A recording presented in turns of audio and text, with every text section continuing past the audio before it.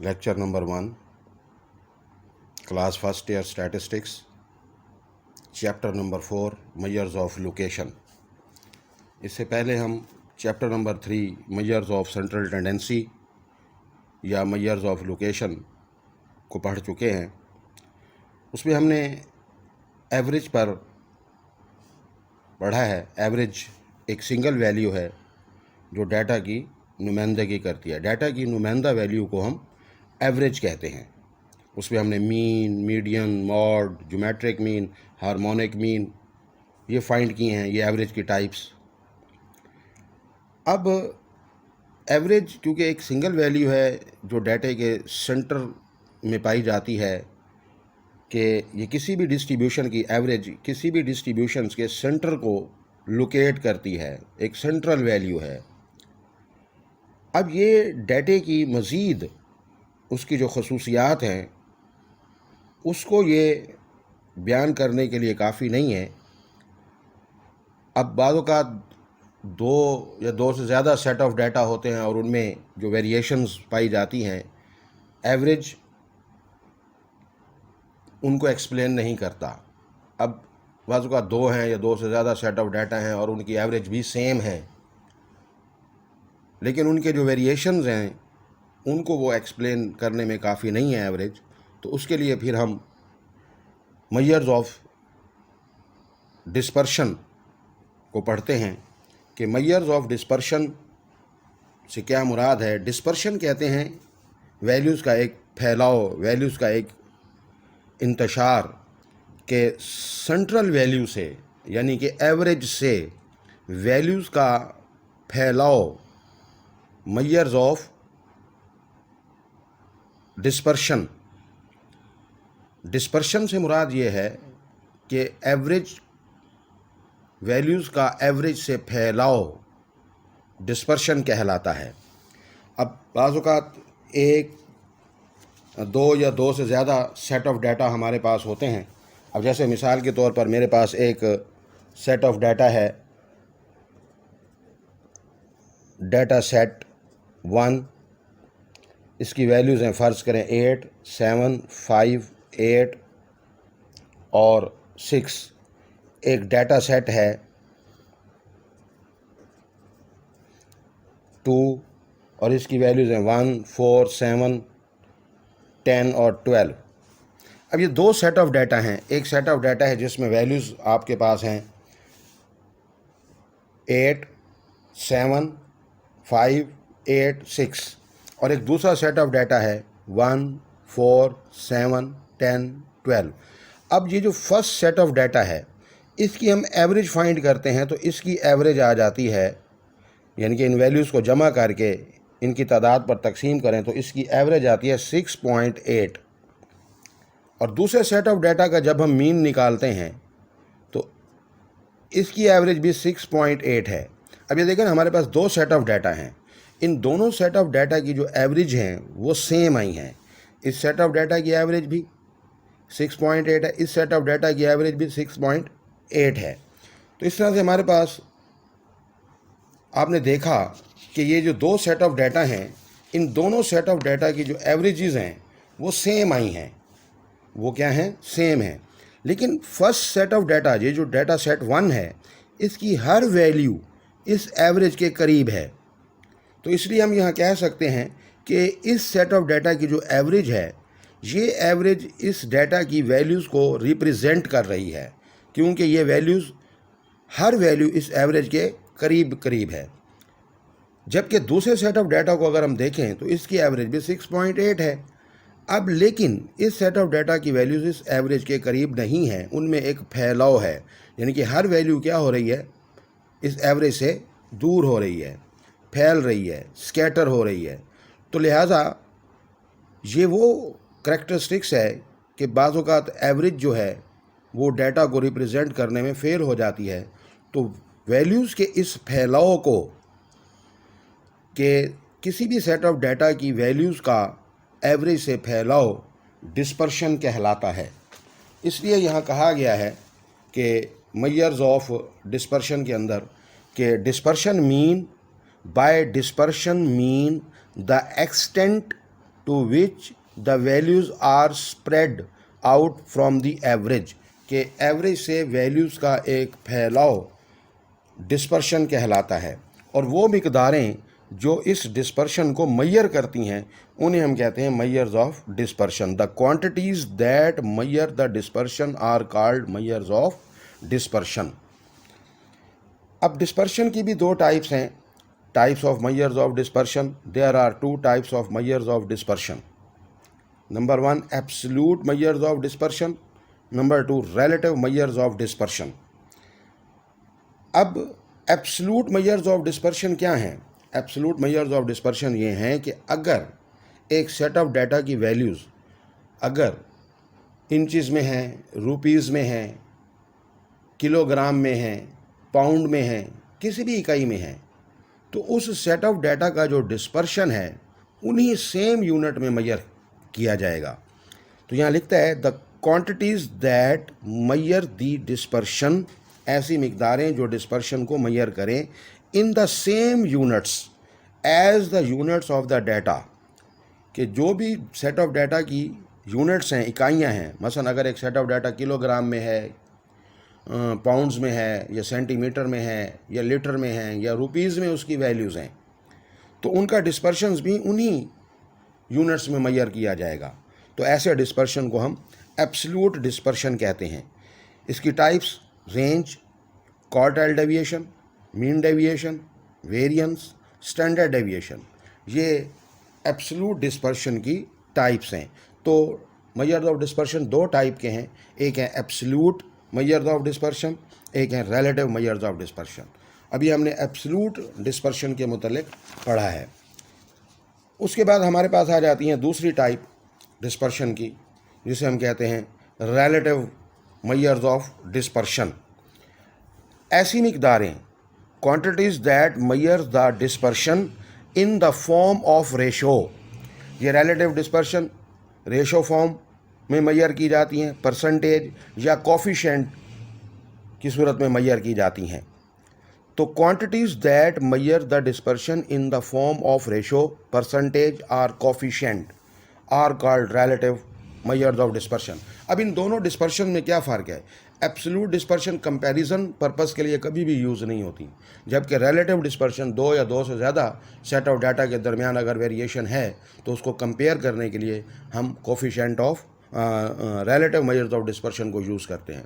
तो absolute dispersion comparison purpose के लिए यूज़ नहीं की जाती, दो या दो से ज़्यादा सेट ऑफ डाटा के दरमियान वेरिएशन को कंपेयर करने के लिए कभी भी एब्सोल्यूट डिस्पर्शंस मैयर नहीं की जाती। एब्सोल्यूट डिस्पर्शन क्योंकि इकाइयों से आज़ाद नहीं होते, इसलिए ये कंपैरिजन पर्पस के लिए यूज़ नहीं की जा सकती है, क्योंकि दो या दो से ज़्यादा सेट ऑफ डाटा की जो यूनिट ऑफ मेजरमेंट है वो डिफरेंट हो सकती हैं। तो लिहाजा इस वजह से वो कंपैरिजन पर्पस के लिए एब्सोल्यूट डिस्पर्शन को यूज़ नहीं किया जाता। जबकि रिलेटिव डिस्पर्शन ये रेशो फॉर्म में होते हैं, परसेंटेज फॉर्म में होते हैं, जबकि कोफिशिएंट फॉर्म में होते हैं, तो इसलिए इसको कंपैरिजन पर्पस के लिए यूज़ किया जाता है। ये इकाइयों से आज़ाद होते हैं, it is independent of the unit of measurement. तो इसकी भी टाइप्स हैं, coefficient of range, coefficient of quartile deviation, coefficient of mean deviation, coefficient of variation, coefficient of standard deviation. ये रिलेटिव मेजर्स ऑफ डिस्पर्शन की ये types हैं। अब इसमें हम सबसे पहले आज पढ़ते हैं रेंज। रेंज क्या है? ये एक एब्सोल्यूट मेजर्स ऑफ डिस्पर्शन है। रेंज एक एब्सोल्यूट मेजर्स ऑफ डिस्पर्शन है।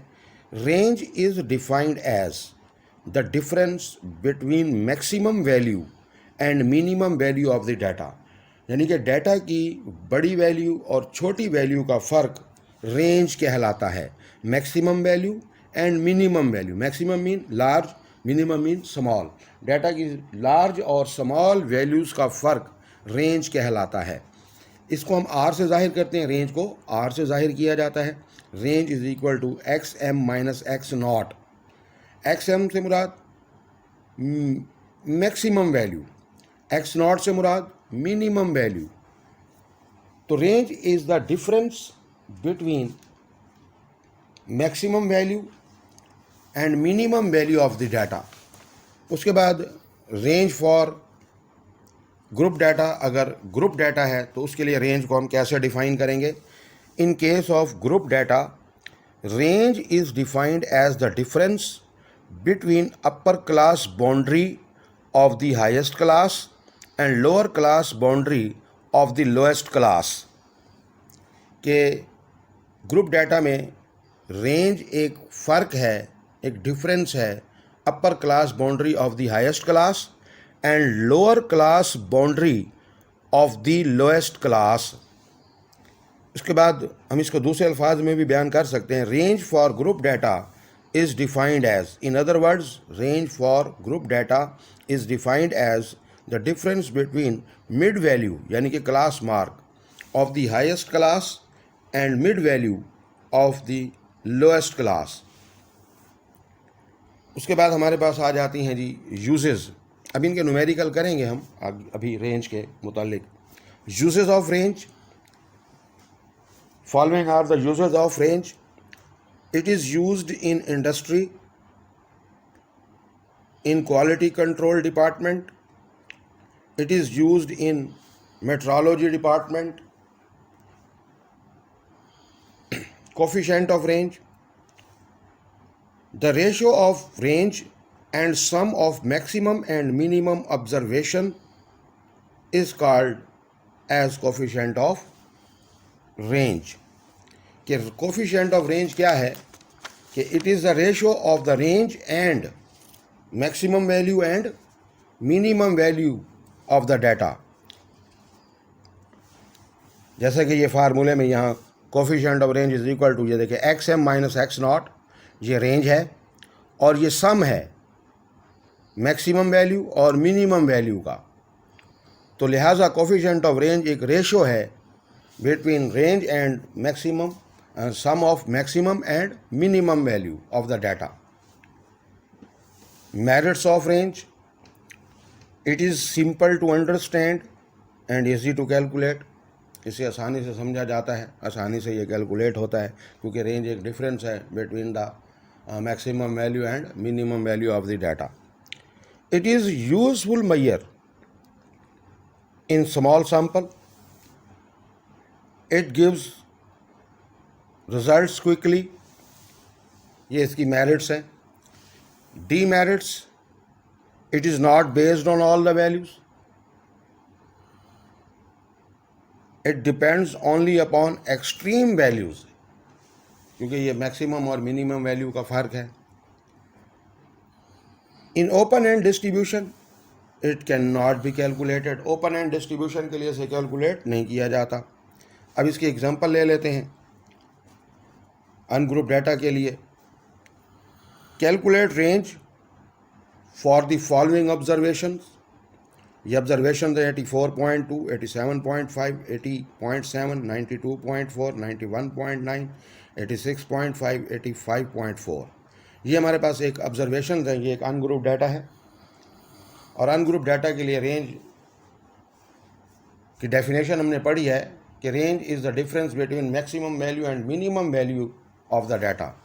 अब इस डाटा की जो मैक्सिमम वैल्यू है वो है 92.4, लार्जेस्ट वैल्यू 92.4 है, और मिनिमम वैल्यू स्मॉलेस्ट वैल्यू वो है 80.7। तो मैक्सिमम वैल्यू को हम एक्स एम से ज़ाहिर करते हैं और मिनिमम वैल्यू को हम एक्स नॉट से ज़ाहिर करते हैं। तो रेंज का फार्मूला है maximum value minus minimum value. तो मैक्सिमम वैल्यू मिनिमम वैल्यू को हमने पुट किया और आंसर फाइंड कर लिया। इसी तरह से हमारे पास रेंज, ये एक सेट ऑफ डाटा है, इसका वो कहता है find range. Find range of -2, -5, -8, -15, -30। अब इस डाटा में मैक्सिमम वैल्यू और मिनिमम वैल्यू फाइंड करेंगे। मैक्सिमम वैल्यू इस सेट ऑफ डाटा की -2 है, जबकि मिनिमम वैल्यू इस सेट ऑफ डाटा की -30 है। माइनस की वैल्यू जितनी बड़ी होती जाती है वो उतनी छोटी होती है, माइनस की वैल्यू जितनी छोटी होती है वो उतनी बड़ी होती है। जैसे -2 ये एक मैक्सिमम वैल्यू है और माइनस के 30 इसमें ये मिनिमम वैल्यू है। तो range is equal to maximum value minus minimum value, values put करेंगे, इसको सिंप्लीफाई किया तो 28 आंसर आ गया। अब वो कहते हैं जी एक और एग्जांपल में कि in a series of 40 values each value equal to 8, कि एक सेट ऑफ डाटा है 40 वैल्यूज़ पर मुश्तमिल है जिसकी हर वैल्यू 8 है, यानी कि कांस्टेंट वैल्यूज़ हैं। कहते हैं फिर इस सेट ऑफ डाटा की एवरेज निकालें और इसका डिस्पर्शन निकालें, यानी कि रेंज यहाँ फाइंड करनी है हमने, या कोई भी डिस्पर्शन की टाइप आप यूज़ कर सकते हैं यहाँ। अगर रेंज भी निकालेंगे तो कोई भी डिस्पर्शन की टाइप यूज़ करेंगे, क्वार्टाइल डेविएशन या मीन डेविएशन या वेरिएंस या स्टैंडर्ड डेविएशन, तो रिज़ल्ट सेम आएगा। तो कांस्टेंट वैल्यूज़ का मीन वही कांस्टेंट आता है। ये हमने तीसरे चैप्टर में अरिथमेटिक मीन की प्रॉपर्टी पढ़ी है, तो जिसमें कहा गया है कि mean of constant is equal to itself constant. तो ये कांस्टेंट वैल्यूज़ हैं, 40 वैल्यूज़ हैं, 8 8 8 तमाम वैल्यूज़ कांस्टेंट हैं, तो इनका मीन 8 आएगा और इनका डिस्पर्शन हमेशा 0 आएगा। तो कांस्टेंट वैल्यूज़ की एवरेज वही कांस्टेंट आता है और कांस्टेंट वैल्यूज़ का डिस्पर्शन 0 आता है। इसके बाद हमारे पास ग्रुप डाटा आ जाता है कि find range for grouped data, कि किसी भी ग्रुप डाटा के लिए रेंज को कैसे फाइंड किया जाता है। The following frequency distribution gives the weight of 90 cotton bales. ये डिफरेंट वेट्स की क्लासेस बनाई गई हैं, 70 to 74, नेक्स्ट क्लास 75 to 79, इस तरह से ये डिफरेंट क्लासेस यहाँ बनाई गई हैं और उनकी तादाद, बेल्स की तादाद वेट के लिहाज से यहाँ अरेंज की गई है। तो ये वो डाटा है जो फ्रीक्वेंसी डिस्ट्रीब्यूशन की फॉर्म में है। तो एक ऐसा डाटा जो फ्रीक्वेंसी डिस्ट्रीब्यूशन की फॉर्म में हो उसे हम ग्रुप्ड डाटा कहते हैं। Find its range and coefficient of range. तो ये ग्रुप डाटा में क्लास बाउंड्रीज हम सबसे पहले फाइंड करेंगे। अब देखें ना, क्लास बाउंड्री क्या है कि आप देखें फर्स्ट क्लास की लोअर लिमिट है 70 और अपर लिमिट है 74, तो नेक्स्ट क्लास 75 से स्टार्ट हो रही है और एंड 79 पे हो रही है, और नेक्स्ट क्लास 80 से स्टार्ट हो रही है और एंड 84 पे एंड हो रही है। तो इस तरह से ये क्लास लिमिट्स हैं। तो इन क्लास लिमिट से हम क्लास बाउंड्री बनाते हैं। तो नेक्स्ट क्लास के स्टार्ट होने का फ़र्क 1 का है, तो उस 1 को हम 2 से डिवाइड करेंगे, तो जो आंसर बचेगा वो 0.5 आएगा। तो उसे लोअर लिमिट में माइनस और अपर लिमिट में ऐड करेंगे, तो लिहाजा 0.5 लोअर लिमिट से माइनस और अपर लिमिट में ऐड किया जाएगा। तो इस तरह से क्लास बाउंड्रीज हमारे पास आ जाएंगी। तो क्लास बाउंड्री बनाने के बाद ग्रुप डाटा की क्योंकि डेफिनेशन पढ़ी है कि range is the difference between upper class boundary of the highest class and lower class boundary of the lowest class. तो ये तमाम लोअर क्लास बाउंड्रीज़ हैं और ये तमाम अपर क्लास बाउंड्रीज़ हैं। तो अपर class boundary of the highest class, तो हाईएस्ट क्लास हमारे पास ये लास्ट है, लास्ट क्लास ये हाईएस्ट क्लास है क्योंकि इसकी लिमिट सबसे बड़ी है।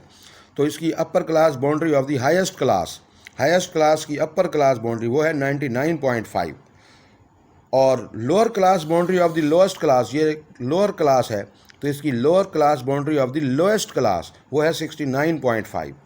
तो X naught lower class boundary of the lowest class और X M upper class boundary of the highest class वो है 99.5। रेंज का फार्मूला लिया, इसमें वैल्यूज पुट की, रेंज आ गया। कोफिशिएंट ऑफ रेंज क्योंकि रेशो है between the range and sum of the maximum value and minimum value. तो range X M X naught की वैल्यूज पुट की, डिफरेंस लिया, सम लिया, डिवाइड किया, ये आंसर आ गया। तो इस तरह से आज हमारे पास रेंज मुकम्मल हो जाता है। उसके बाद नेक्स्ट हम एब्सोल्यूट डिस्पर्शन की दूसरी टाइप अगले लेक्चर में डिस्कस करेंगे।